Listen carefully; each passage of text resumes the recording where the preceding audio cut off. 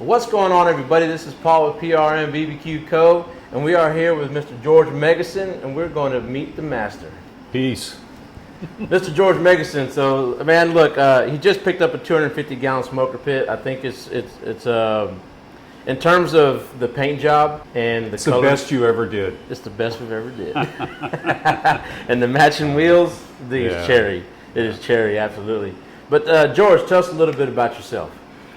Well, I'll tell you what, as far as barbecue goes, you know, I'm just a rank beginner, so to speak. I mean, I've had a couple of different offset smokers over the years and always wanted something more, you know, something to do a little bit better than what I had. I also needed to grow a lot in barbecue knowledge and gosh, in the last 10 years, that's all YouTube has filled that void. So lots of information out there for everybody that wants to invest in an offset. You know, they can make great barbecue just based on the knowledge that's easily available now. So you know, I'm upgrading now from what is that Brazos 100 gallons, 90 gallons, or something like that. Probably something about a 90 gallon. You know, and I actually came here. What did I come here for? I came here for a 150, right? You did, yeah. And so I wanted to go from you know, a Academy bought Old Country Brazos pit to 150 gallon, bigger, more protein, stuff like that. And you had a 250 out there, and my son and I looked at that and looked at each other and thought, hey, why not? You know, yes, it's a lot bigger, but it fits. It still fits. Yeah. And so my hope was that getting the 250 was going to really open the door for us to do whatever we want to do in the future. Yeah. Yeah, it's bigger than we need right now, but you know, there's things that we're thinking about, maybe with our church or friends or things like that, where the 250 will come in handy. Absolutely. So, and you know, I mentioned this in a live on my Instagram channel, how even with the 250, if you want to cook one brisket, or you want to go ahead and load it with what's that average for 250, which is 6 to 8 briskets, you could do that. right. And it's not like you're going to burn a huge difference in firewood, you know. So I think it's a really good size. I think maybe a lot of people are intimidated by a 250 because compared to what they normally have, I mean, you're talking about more than double the smoker pit, right? If you're going from a Brazos and you're going to a 250. Right. A 150, usually for most people, is a pretty easy jump. But a 250, like, it's kind of big. But I still think, though, that once you look at it and once you're in front of it and you see this smoker pit and its presentation, at first it may have that shock value of being big, but really quick, I think that dissipates and you become very comfortable with it. It's going to really dissipate when your wife tastes that first brisket. That's it right there. You know, so that amortizes that cost over a long period of time. So I think a lot of us guys can relate to when the wife is happy. That's right. A lot of issues dissipate. That's right. They dissipate. Well, so tell us a little bit about like just your background. You know, what have you done all these years? I've done a lot, but the last 30 years of my career, I worked for Hewlett-Packard as a mechanical engineer, designed data center level products. He worked in a fairly small group, and we were really blessed to have our fingers into some really cool stuff that we've done over the years. That's cool. And I retired in 2017. Opportunity came up, and it was 2017. A little bit earlier than I wanted to retire, but man, I recommend it if you can fade the heat. You know, retirement is great. And since then, I started a YouTube channel in 2019. We've got a farm in Louisiana, and we love guns, and so I thought, why not roll those two things into something? And so I called it Target Suite, as the SUITE is the name of my YouTube channel. It's been kind of slow this year, family things, and then other issues that have popped up here lately that we've talked about. Yep. But I've got a video that's going to come out this week, first video in quite a while.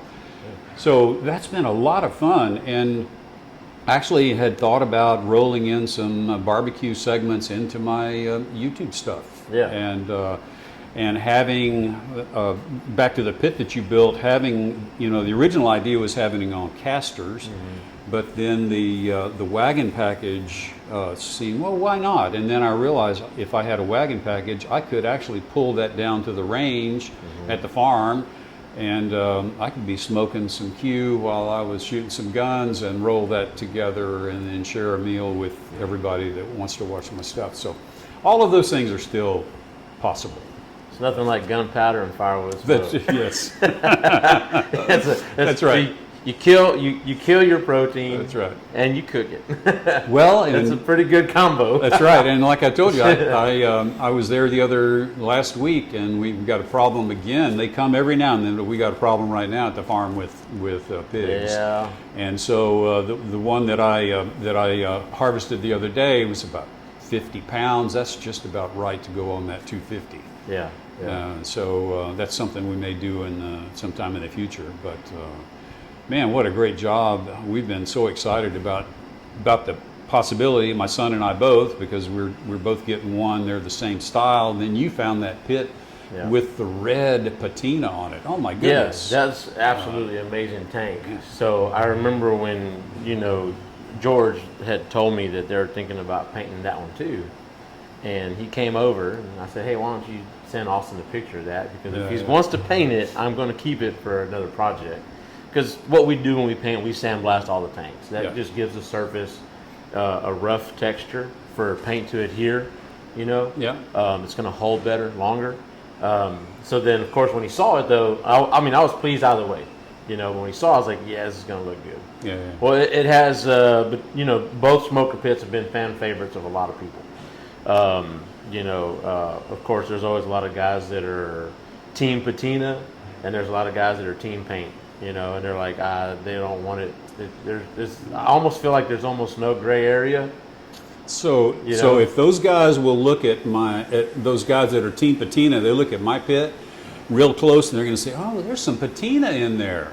And that's because you painted before you welded everything up, and so everywhere that you welded, the paint was burned off, and then it shows up as patina.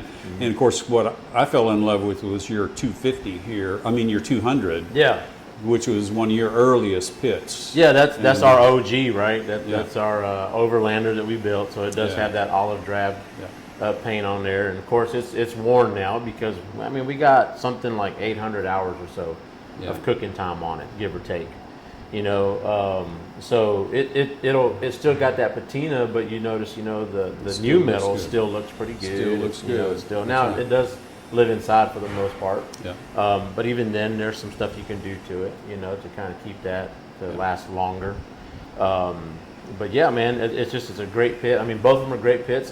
We did run, the new narrower front axle.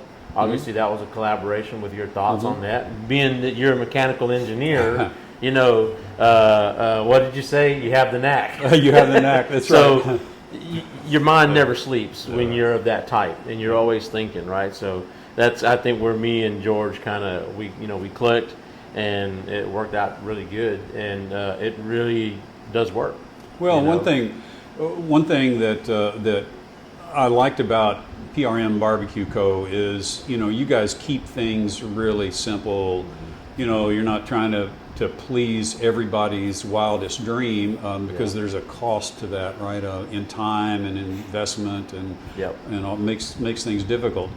And yet, we talked about a few things that were easy to roll in, and I really appreciated your willingness to give us a try on that on the front end, on that Mega Slim front end. The Mega Slim. But I really appreciated that because it didn't cost you very much in as far as a design effort to incorporate that. And man, it really sets your, if you're going to do anything like that in the future, it's going to really set your pits apart, your wagon packages from what I have seen. And part of my journey here has been hundreds of hours on YouTube looking at other companies' stuff, just trying to learn. And nobody makes a wagon package like the one that's on the 2 pits you made for me and my son. Yeah. And I think it's going to be it's going to make it a lot easier for us, for the end user to actually use that wagon package. Yeah, absolutely, absolutely. Well, you had mentioned about getting a smoker pit, of course, starting with a 150 and then you go into a 250 and just kind of getting ready for whatever the future may hold, whatever, however you want to use it, whether it be for big events. I know that, we also built a pit for Austin, which is your son. And so, you have the green olive drab, and then Austin has the red patina on his. And he had mentioned, he's going to be cooking for his church.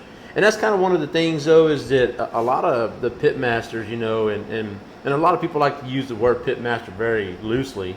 Because most of us tend to say, well, I'm not really a master just yet, right? Well, it's going to take some time. And that's me. Yeah. But you are going to be the master of your pit. That's a good point. So the thing is that everyone always has this common goal that I've seen. And it's to have a cooking unit that's a little bit more effective, and they can increase the volume, right? Mm-hmm. Without necessarily increasing the amount of work. Right. That's the goal. So, you said that really clearly, on how y'all are going. And of course why not? You can still use it, Mm-hmm. And if you don't want to cook that much, it's fine. It's mm-hmm. totally okay. You can do one. I mean, you said you were doing what? A couple of pork butts? 2 pork butts and 2 ribs tomorrow. 2 ribs. Yeah. That 250 holds way more than 2 pork butts and 2 ribs. But for me, this one is an investment in training. We'll call it training protein, because we need to get used to the pit, figure out how it runs, and so we'll get some usable protein out of that. But well, hey, look, you can't train unless you got the equipment that you're going to be using. Right. Otherwise, And one of the things that drove me to the 150 was going to be sort of a step in the right direction, but then the 250 is, I don't want to just make regular barbecue. I've done that in the past on $400 offset, and what I really wanted to do was to make craft barbecue. I'm not there yet, but with the right equipment, it's going to make it a lot easier for me to duplicate some of the better barbecue joints in the world, because now we know the process they go through, we know the techniques that they use, and so it's just a matter of having a pit that can maintain a decent fire, have decent airflow and stuff like that, without driving you crazy. Absolutely. And so I think your 250. Oh, and one of the things about your 250, if you remember the first time we were here, and I saw that Baffle in there, and it was the wrong way. I'm like, no, that's not why is Paul doing that? Everybody knows you don't do that. And Austin said, hey, Dad, and then he explained to me how you had done it, and I had missed, with my engineering eyes closed, I was looking at that. Yeah. And then Austin opened my eyes to see the really neat design on your Baffle, which now most pit guys recognize. You need a Baffle that restricts that hot gas from just going straight into your protein, and so you're directing that hot gas up, and so you're cooking from the top down. That's the low and slow magic that most people are trying to accomplish. And when I had I built my first pit, and I mentioned this to you back in '98 when I was in high school. The very first pit that I built had that. We put a deflector plate in there. Awesome. So when we came into business here, if you look at the very first unit that we built, that 80-gallon that's sitting out there, it has one in there. You have one in there? It's one in there. I didn't even look inside. Now, it's welded on, but it's the same concept. So the thing is I've always ran that from the beginning. I've always believed highly in that plate doing what it's supposed to do. Mm-hmm. It did take a little bit more math and a little bit more research to get the numbers just right between firebox, cook chamber to collector, smokestack.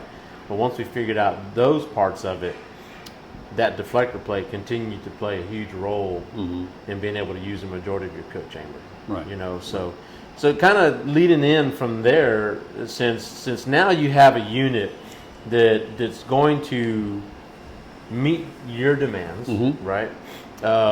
What's your favorite protein to cook? And I know you said you're still learning it, but if you have one right now, what is the favorite protein? Well, let me answer it a couple of ways. Ribs are easy, right? Yeah. I mean, they're quick. I've ruined some. I've ruined ribs, so I won't say they're easy, maybe too easy. They can be, yes. So you still have to do them right, but they're fairly quick. So I like ribs for that reason. But of all the protein I've ever cooked, I did buy from our local grocery store, HEB, which you know, is a Texas grocery chain. I bought a prime rack of beef ribs. It was expensive, Paul. I mean, I got to tell you, when I looked at that price tag, but I had just watched a video from Jeremy Yoder, Mad Scientist Barbecue, and he'd cooked beef ribs and talking about how it's the best meat. Well, anyway, I lucked out on my Old Country Brazos, and I cooked that rack of ribs, and the family, we all agreed it's the best protein we ever ate. Yeah, it's funny you say how that's expensive. If you really want to flex, it's not what you bought to cook it with. It's what you bought to cook. That's right. Because right now, man, prices of all beef proteins, you know, It's obviously really they're high, right? Yeah. But look, here's the thing though. You buy good beef. You want to make sure it's going to be cooked right? So you figure out all the other things that you need to. Now you just need that piece of equipment that does what it's supposed to do. So effectively, we're making sure that you're getting dollar for dollar the value of your protein. Well, and you're getting it done. And you can ruin a good piece of meat on a bad pit. Yeah. Okay, and you can take some choice brisket, which I've never cooked. I've only cooked one prime brisket, and it was pretty good. Yeah. But I'm going to be buying choice brisket because they're affordable.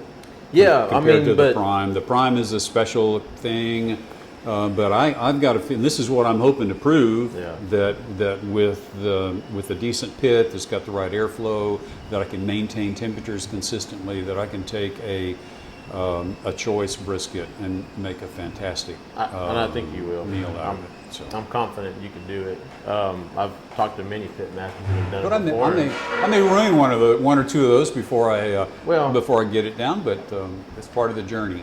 Yeah, I mean, you know, there's a saying in Spanish, and I'll translate it, but for those who understand Spanish, it says, echando a perder se aprende. And that means ruining it is learning. Ruin, okay. If I'm going to translate it, it's like if you ruin something, that's how you learn, right? Yeah, but the goal is that once you learn it, don't go back to the ruining part because it can become cost prohibitive, you know. Yep. So George, I appreciate you coming out here and talking with us, you know, on our series Meet the Master. I like to, for my viewers out there, any encouraging words to, and this doesn't have to be barbecue related. This is anything in life, because I know that there's a lot of people out there that do different businesses, they do different projects, hobbies, whatever it is. You know, something that you want to tell them, something that you heard, something that somebody told you. So I can tell you, a perfect answer for you. Yeah. Goes back to my first video that I made that I actually published for YouTube. And it was probably my 10th video that I had made. I was trying to get ahead of the power curve on YouTube videos. I wanted to get a big library of videos, and so that I could stay on track with schedules and all that. And then I looked at all those old videos at one point. I thought, they're all garbage. I deleted them all. And then I'm sitting around struggling, and I read a quote. I have no idea where it came from, but there was a guy, I think he was from the early 1900s, and his name was Michael Painter. And I quoted him in that video as I opened a bottle of Topo Chico, and the bottle cap falls on the floor. Well, Michael Painter invented that bottle cap. But what was significant is he said, if you're going to do a thing, you have to do it. And what he meant was, if there's a dream you have, whether it's starting a YouTube channel or getting into barbecue upping your game, whatever it is. Sometimes you just have to do it, Yeah. and then work through the challenges that come. But if you don't start, you're never going to get there. Absolutely, and I believe in that, like down to my core. Yeah. You know, because that's how I operate this business. Mm-hmm. You know, we came in and we just had to do it. You did it, yeah. You know, and we're still doing it. I mean, just like everybody else, you know. But yeah, man, you know, that's the thing, guys, is that if you feel like there's something holding you back, you know, with the same thing, I'm a big believer, and I love this quote as well from Winston Churchill, that perfection is the enemy of progress. I love it. You know, I've heard you say that before. and I love to use that because there's just so much that you can extract out of it, Yeah. right? You could have very well said, right? I mean, those 10 videos, you said that they were terrible, you took them down, but you learned from them. But imagine had you not even done those first 10 videos, Yeah. you know? And you were like, well, I want to wait till I have this camera, and I want to wait till I have this audio sound system. Or, you know, maybe I got a Cracker Jack pistol. I learned to not look like an idiot on in my videos, and I finally said, you know what? I'm just going to be me. And I'm going to goof. I'm going to look silly. Some guys are going to like me. Some guys won't. And I said, you know what? I'm going forward. Yeah, I mean, you're not going to be everybody's cup of tea, right? That's right. And that's okay. And that's the beauty of it, man. That's right. You know, just like there's people that are going to be attracted to you, some people aren't, but they will somebody else. Yeah. And it's great that somebody else is there for them, you know. Well, that's great stuff, man. I mean, I love it. You know, we always like to be very encouraging in the business. I tell people all the time, make no mistake, we fabricate smokers, but what we build are businesses. Amen. And if it ain't a business and we're building something like George is doing, then that's the same thing to me, you know, is we take pride in what we do. You know, we love the work that we do. But in the end, it's this type of interaction that means the most to me. And knowing what you're going to do with it, or what you're not going to do with it. Yeah. You know what I mean? You're going to cook great barbecue. You're not going to cook bad barbecue. I appreciate your confidence. Absolutely. Mr. But I've really enjoyed the journey. I really have. Yeah, And, absolutely. so- I appreciate you. And guys, we're at the corner of Route Street and Highway 90 in Brookshire, Texas. If you need a smoker pit, if you need some type of live fire grill, let us know. We can help you out. And if you've got the will and the skill but not the dollar bill, let my banking partner help you out. We are your prime barbecue company. Peace.